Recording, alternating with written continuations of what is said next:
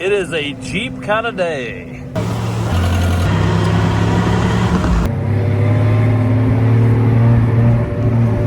Gonna take a quick 2-hour trip to my parents' house and work on some car projects at the farm. I think I'm gonna take the Camaro this morning. Last night, had to rope tow my daughter home using my Dakota. I believe the starter is given out on this thing. Tried jumping the relay and jumping the starter solenoid in the rain last night, and gave up and just rope towed it home. But I'm not gonna worry about this one right this second. Grandma's old Camaro is a pretty sweet ride. It's got just under 94,000 miles. Pretty decent road trip vehicle. This thing's a V6, so it's not blisteringly fast at all. Gets decent mileage. I got the factory Bose cassette deck with my cassette adapter to the aux cord. So I got my tunes, I'm ready to rock. Restore It Ralph AMC edition. So I like Mopars, but I guess AMCs, we adopted them. So this Jeep is a 78 CJ5, and it's been around the farm here for probably 25, 30 years, and the engine finally blew up on it. So we found a 1980 something Concord for $300 through a friend and a coworker, and it is a legit 30,000 mile engine. So that's gonna make this Jeep a lot better. Now, does it deserve it? Probably not, but it runs great anyways.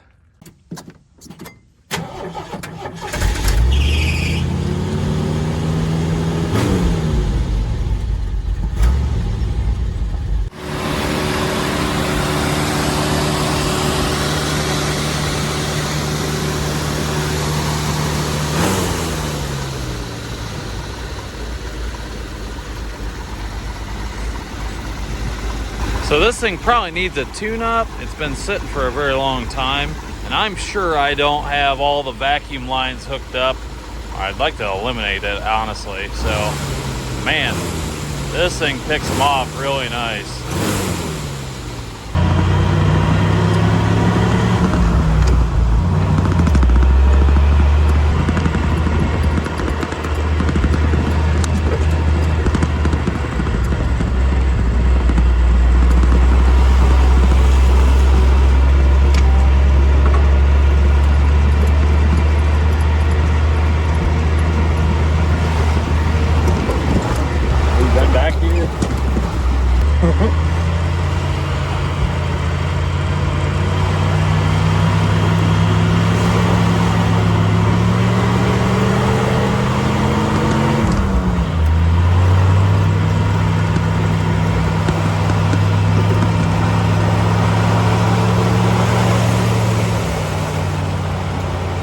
Good way to dunk a new engine, right?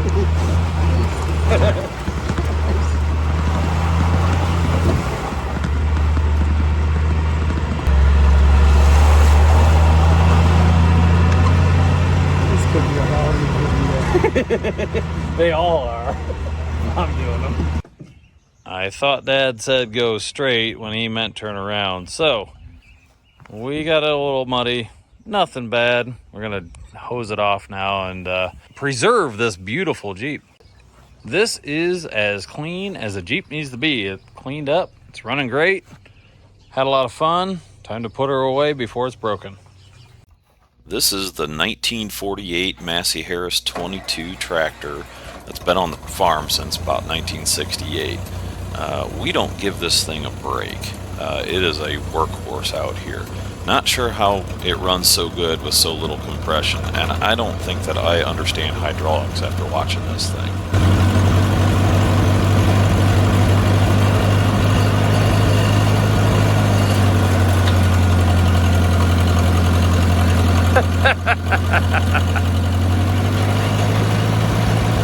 I love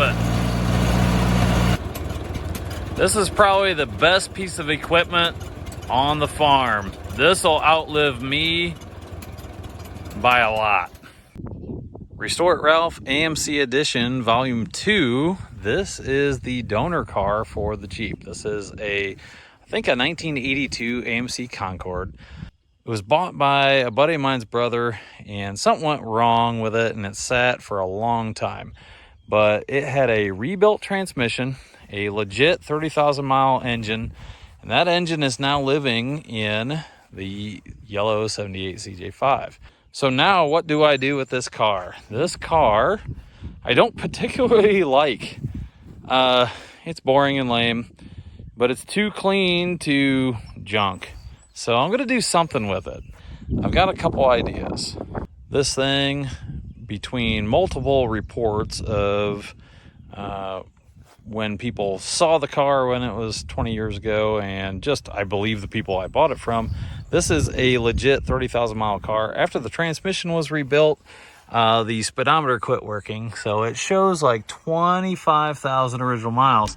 And this is one that actually has the 5 digits, so it is legit 25,000 miles, but it's probably about 35 just because they drove it without the speedometer working for a while. But like, these seats are not destroyed. The interior is just really nice, and I wish it was a Mopar because I would be in love with it, and I would have never pulled the motor out of it. But since I did, maybe it needs a 6-liter LS in it. That'd be way more fun. That would cost money, and I don't want to put money into this car. So with all the junk I got laying around, if I can get this thing running and driving and making stupid noise, that might be fun. I do not have a bunch of extra AMC engines, but what I do have is the 3.9 V6 out of my 91 Dodge Dakota that I took out to put a V8 in.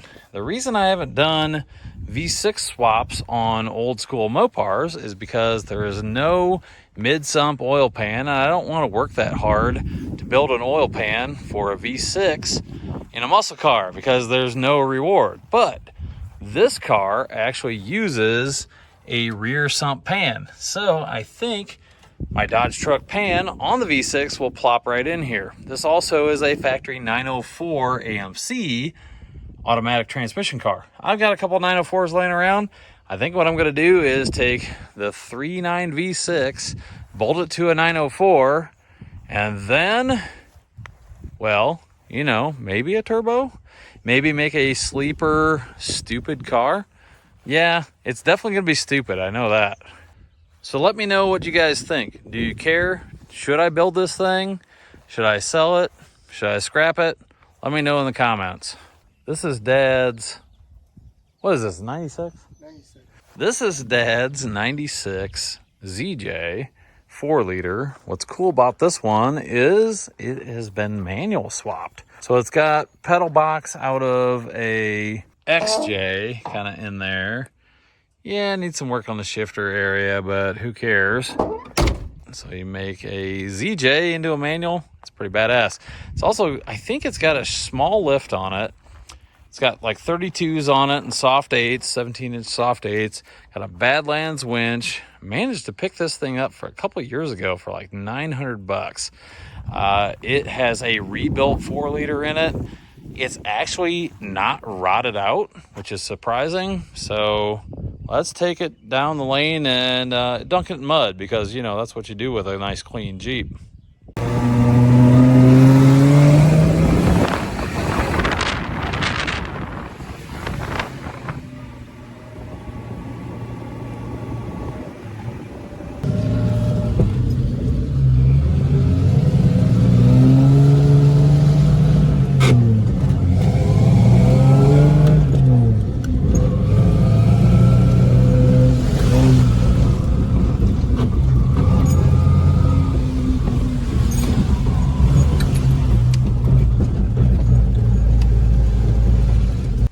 Stopped on the way home from my parents' house and picked up a starter for this thing. So new starter is installed and it fires right up. So that was an easy fix, easy diagnosis.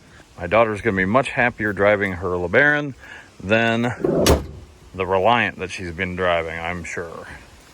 You guys tired of AMCs yet? Yeah, me too.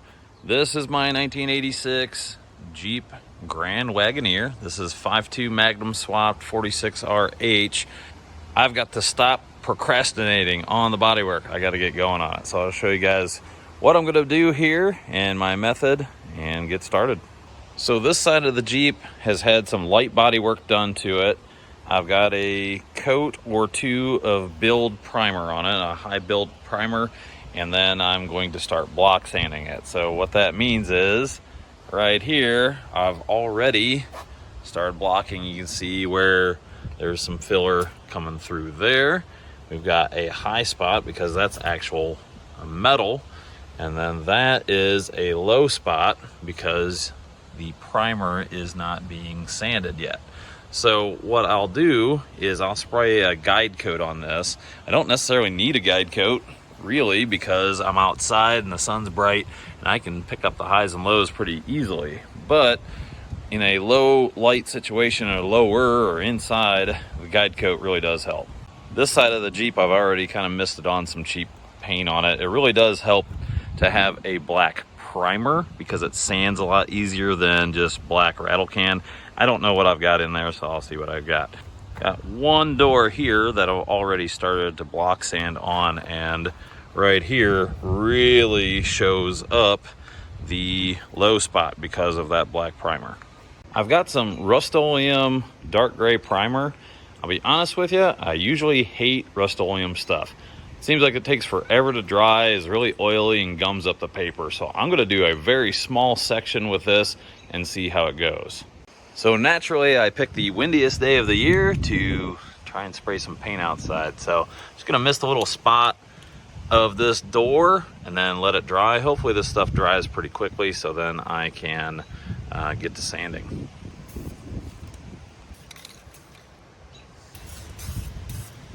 Oh, awful. Tried a couple nozzles. My old can of paint is spraying crap everywhere, so that's annoying.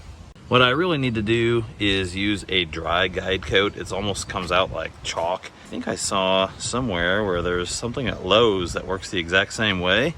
I've got enough done that I can show you guys the basic technique. What I'm gonna do is I'm gonna take this sanding block that is flat with good paper on it. I usually start with like 180 or 120, so it cuts pretty quickly. And I'm just gonna go in like a crisscross pattern and try to knock the high spots down and leave the primer in the low spots.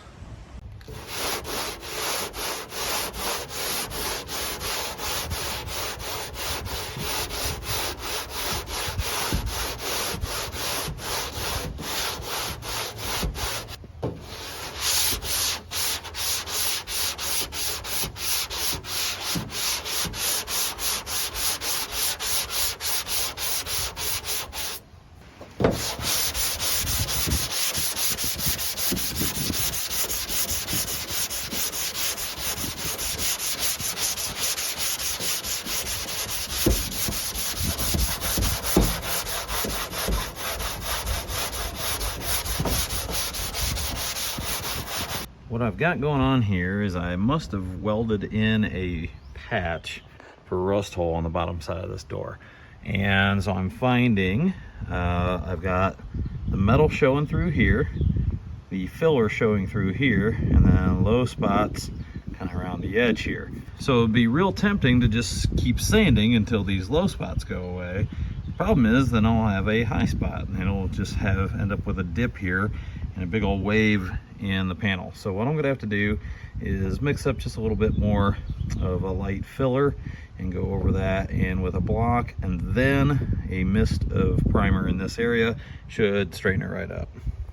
Depending on what kind of primer you use and how long you let it dry, you're bound to get some clog up of the paper. And so something that I learned not too long ago actually is if I take like even just like these shop paper towels, as long as it's not like totally caked in there or if it's not dry, it'll ball up in there and really destroy your paper real quickly. So I kind of just do this. I know I used to use like a little handheld broom and that seemed to work pretty good too, but that seems to work pretty decent and makes my paper last a lot longer. Block sanding doesn't lie, good or bad. A lot of progress today on the Jeep, but still a ways to go.